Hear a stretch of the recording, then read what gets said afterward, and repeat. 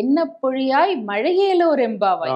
இதுக்கு முன்னாடி எல்லாம் நீராடேலோர் எம்பாவாய் இப்படித்தான் வந்திருக்கு. இது வரைக்கும் பாடேலோர் எம்பாவாய் இப்படித்தான் வந்திருக்கு. ஆனால் இந்த பாடல்ல மட்டும் மழையேலோர் எம்பாவாய் அப்படிங்கிறது ஒரு விசேஷமான வார்த்தையா. அதாவது என்ன பொழியாய் மழை அப்படி முடியுது. ஏலோர் எம்பாவாய் அடுத்தது ஏல் ஓர் எம்பாவாய் தனி. இதுல இன்னொரு ஒரு யாப்பிலக்கண குறிப்பு பார்த்தோம்னா, அந்த ஏலோர் எம்பாவாயை நீக்கிட்டு பார்த்தோம்னா ஒவ்வொரு பாடலும் கலிவெண்பாவாக இருக்குது. ஓகே, முழுக்க வெண்டலை பரவி வருகிறது.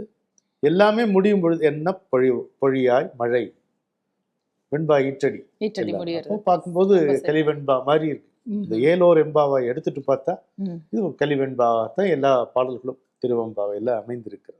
இந்த மழையை சொல்ற போது இது வரைக்கும் இந்த உலகத்துல உயிர்களை வாழ வைக்கக்கூடிய அந்த அமிர்தம் மழை தானே.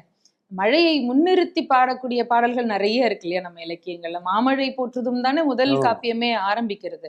அப்படி பாக்குற போது மழையை மாரின்னு சொல்றோம். மாரினா மழைதான். அந்த மாரியை நமக்கு காலம் அறிந்து தரக்கூடியவள். அதனாலதான் காலம் அறிவாள் மாறி கருணை புரிவாள் மாறி என்று சொல்லுவார்கள். அம்பிகை கண்டிப்பானவள் தானே. அதுல எப்படி இப்படி குளிர்மையும் சேர்கிறது நீங்க சொன்னா ரொம்ப அழகா. அந்த கண்டிப்பு, அந்த அன்னையுடைய கண்டிப்பு என்பது நம்மை திருத்தும் கண்டிப்பே தவிர நம்மை வருத்தும் கண்டிப்பு அல்ல.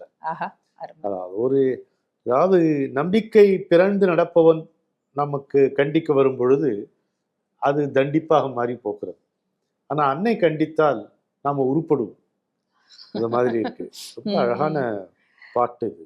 பாடலுடைய அந்த அற்புதம் இதுல இயற்கையில இதுல என்ன சொல்ல போனா இறைவனை கூட கொஞ்சம் ஓரமா நீங்க இருந்து பாருங்க அப்படின்னு சொல்ற மாதிரி முழுக்க அம்பிகையினுடைய அந்த ரூப சௌந்தரியத்தை சொன்னது சரிதான். சிவனை வர்ணிக்கும் பொழுது அங்க அம்பிகையும் இருப்பதாக சேர்த்துக் கொள்வார். இதில் அப்படி இல்லை, முழுக்க இவருடைய வர்ணனையாக இருக்கிறது.